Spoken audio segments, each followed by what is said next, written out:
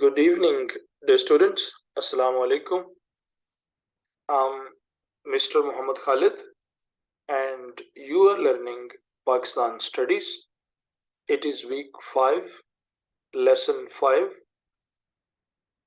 and our today's discussion is about the first 10 years of Pakistan, the first decade from 1948 to 1958, challenge and the political turmoil. Dear students, you are aware that in week 4 we have already discussed in detail the issues Pakistan had to face on the partition in 1947. The major issues included the boundary issues, Red Cliff Award, boundary issues, issues of the princely states, Kashmir dispute, Manavadar, Junagadh, and other states, the dispute of unfair assets distribution, mismanagement, and much more. Dear students, we also learned that most of the problem which Pakistan is currently facing are deeply rooted in the problems Pakistan had to face right in 1947.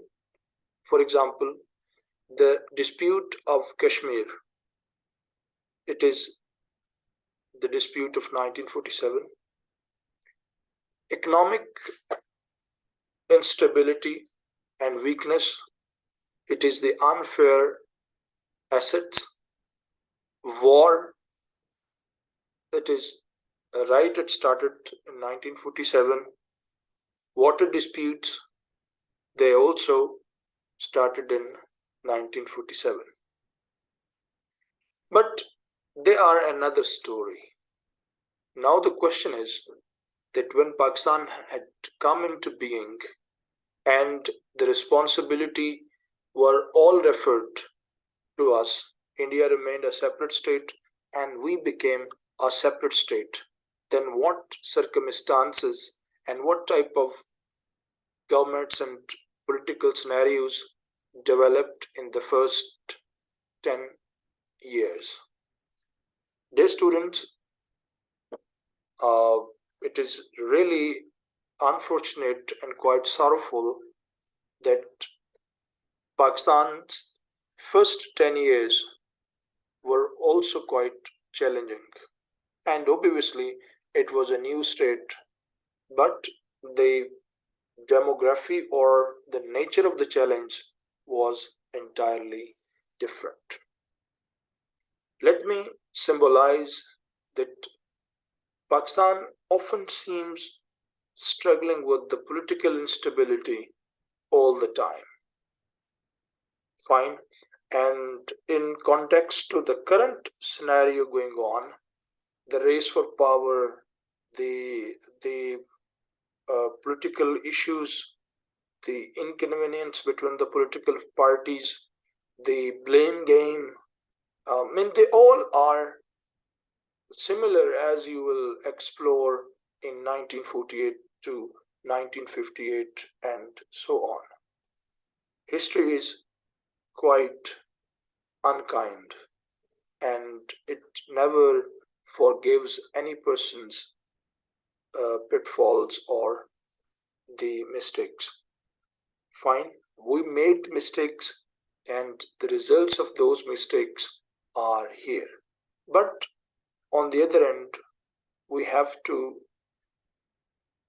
learn about those great people who really contributed to nourish the state. We should not forget those extraordinary people who really nourished this state and led it and made Pakistan to achieve a status. Fine. The lives of the states and nations are full of struggle. There are good days, there are challenging days. So never be disappointed. This is the part of life. And if you explore, let's for example, you explore the history of any nation, you find that the similar type of challenge and complexities they had to face. Fine. This is the start. Okay. Now the major objectives of this entire discussion would be to understand the nature of the political complexities and differences, okay, to find out the reasons that why they happened, and to learn a lesson from those mistakes and errors we made, and to apply in the current situations and make to help us solve our current disputes. Dear students, let's move.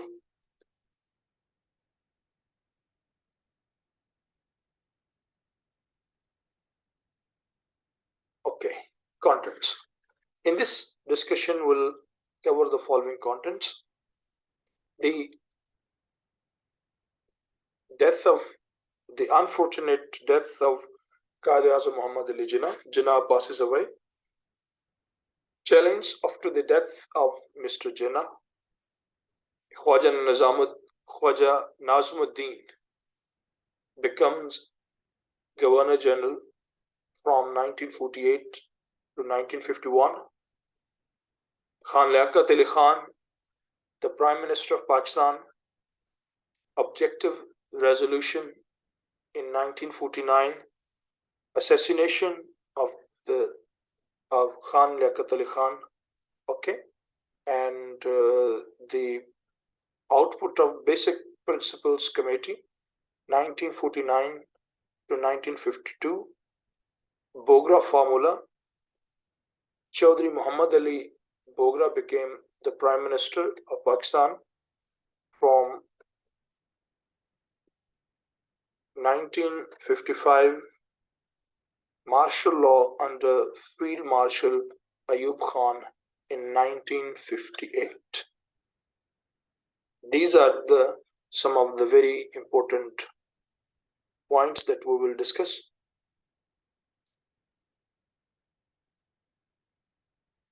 Dear students, you all understand that among the very earlier setbacks that Pakistan had to face was the death of our beloved leader Muhammad Ali Jinnah. Okay, Qaid-e-Azam Muhammad Ali Jinnah was quite a capable leader. He was such a nice man that he spent day and night in struggling for Pakistan and negotiating with the cunning British and cautious and quite cunning Hindu Congress leaders. His intense struggle and taking not rest, opted to take the position of the Governor General, clear, meant he kept working all the day and night for Pakistan, and despite the doctors and his the close friends also advised Qaid-e-Azam Muhammad Ali Jinnah to delegate the responsibilities onto the other leaders, but he did not, and he loved and he chose to work for Pakistan. Even though he was quite troubling, he was facing lots of troubles owing to the illness, he opted to take the position of Governor General instead of the Prime Minister. The students, you know that at that time, the position of the Governor General was the topmost because he is the head of the state, and everything was done in the state after the name of the Governor General.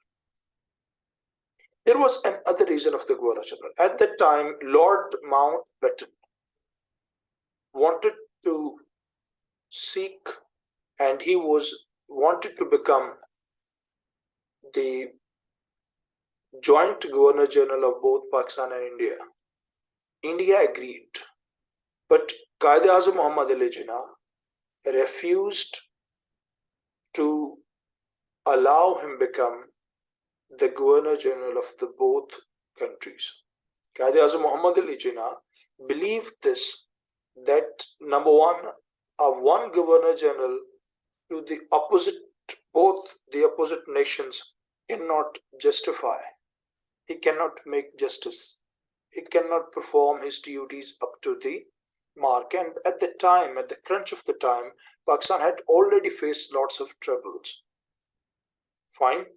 And Quaid-e-Azam also believed that Pakistan was a sovereign state. Sovereignty, you know, in a political system, it's a very delicate concept. The concept of the sovereignty, believe the students, we Muslims have taken freedom for the sake of Allah and Quran and Sunnah. We Muslims believe that no person, no Governor General, no King and Queen can be the master of our lives and property. It is except the Allah, and we believe Allah to be the sovereign. Clear? Whereas Pakistan had become a sovereign state, and we have disowned Queen of England to be the sovereign. Fine. Therefore, Pakistan is a sovereign state. Now we are not constitutionally and principle point of view are under the slave. If you believe, slavery means when you believe someone as a sovereign, okay, conceptually, ideologically, then we are slave.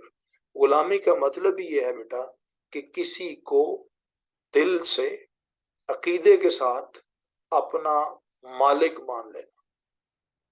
Okay, that is called slavery. So we are the slave Allah. Clear? Yes, because the capable people we select, they people after the name of Allah, okay, they take the authority on us as a sacred trust of Allah subhanahu wa ta'ala.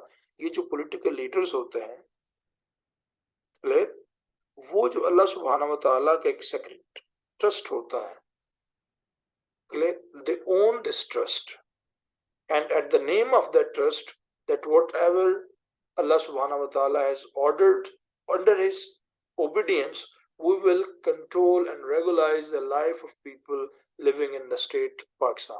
This is the concept in a brief word.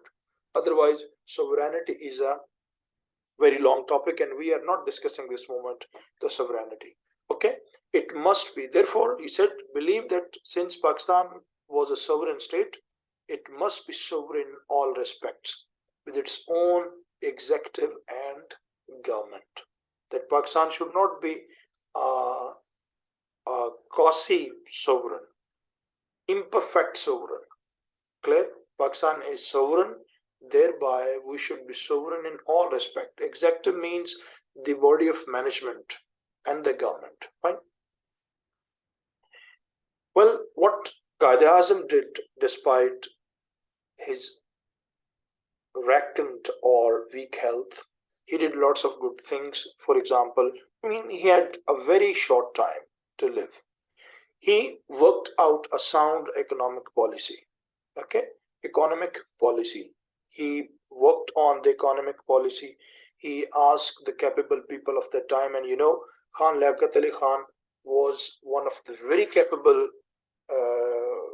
minister even in 1937 in all India, as when he took this charge of the finance minister of India, and he did a lot best clip, and he had the people like this around. Okay, worked out a sound economic policy, established an independent currency and the State Bank of Pakistan. Clear? What did he do? Economic policy, established an independent currency, and established State Bank of Pakistan. And from media point of view, on the insistence of Quaid-e-Azam Muhammad Ali Jinnah, the Dawn newspaper was started. Quaid-e-Azam Muhammad Ali Jinnah selected Karachi as the federal capital. But two things Quaid-e-Azam Muhammad Ali Jinnah really wanted, but unfortunately they couldn't be deployed. And I believe, it is my point of view, and maybe many agree or disagree, that two things Quaid-e-Azam Muhammad Ali Jinnah wanted to do. Couple of things. Number one, he was very much eager to gift Pakistan an independent constitution. He himself was a very good lawyer, an excellent leader, and he understood the power of the constitution. But he couldn't. Second thing, what he wanted to do is to establish an education system for Pakistan, because he understood the need of the education system, that the new infrastructure, new ideological building of Pakistan had to be built on. He understood it. The reason is because the mentality at 1947, especially the public, the Muslims were divided into many fractions. Fraction one, the people were utterly religious, okay, and they disliked the Western style. They wanted to implement Sharia at once, okay, and they were very rigid and strict in their approach. On the other end, there were a school of thought who were little say open. They want Pakistan to be open like the West, okay, and they were another group of people. Fine. And similarly, there were so many revolutionary leaders at that time, so many political parties. Quaid-e-Azam wanted the young brains of Pakistan be acquainted, irrigated with the real education, with the real liberty and democracy. But unfortunately, that couldn't be. And these two things are still troubling Pakistan. We couldn't develop a constitution, and secondly, we couldn't develop a unified, creative, real-based education system. He laid emphasis on the education policies and many things, but he had very little time. Okay, soon after that, Khan Liaquat Ali Khan took the responsibility of giving or developing a constitution for Pakistan. Well, this great leader passed away on September 11, 1948, and he was buried in Karachi amidst the tears of the entire nation. Well, students, when Quaid-e-Azam Muhammad Ali Jinnah was alive, there were so many problems. I mean, war disputes, the disputes of the economic instability, arrival of the inhabitation of the immigrants.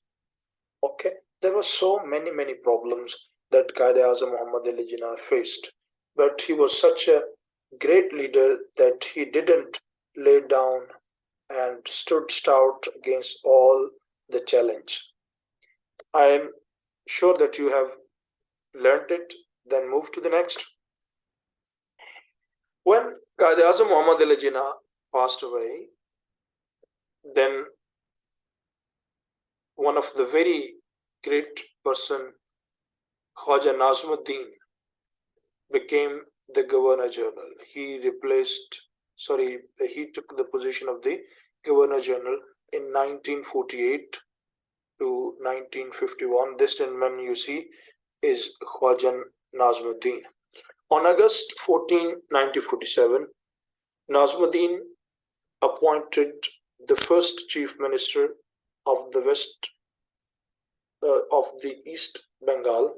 When the founder of Pakistan, Quaid-e-Azam Muhammad Ali Jinnah, died on September 11, 1948, Nazmuddin was appointed as the second Governor General of Pakistan.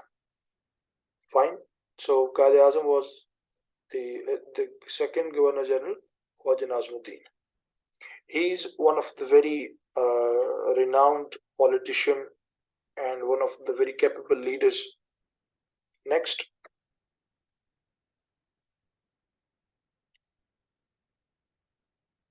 Objective resolutions in 1949. Students, I think that we should stop here and we will discuss the objective resolution in the next video. Thank you very much.